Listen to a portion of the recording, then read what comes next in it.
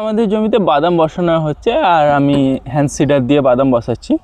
আর এখানে এই যে বাদাম বীজগুলোকে আমরা বীজ শোধন করেছি ছত্রাকনাশক এবং কীটনাশকের একটা সম্মিশ্রণ, যেটা হচ্ছে সোয়ালসের ক্যাসকেডের মধ্যে থাকে। এর মধ্যে অ্যাজিস্টোবিন, পাইরোক্লোস্টোবিন আর এবং তার সঙ্গে থায়ামাথেক্সাম একটা কীটনাশক এবং তার সঙ্গে দুটো ছত্রাকনাশক মিশ্রিত থাকে। তার জন্য এটা সবচেয়ে ভালো বীজশোধক, সেটা দিয়ে আমরা বীজশোধন করেছি যাতে চারা গাছ ফুটে মারা না যায়।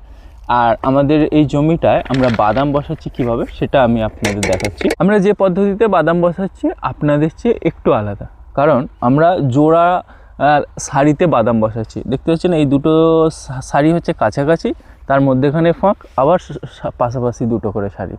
এইভাবে বাদাম বসানোর সুবিধা হলো উবড়াতে সুবিধা হবে।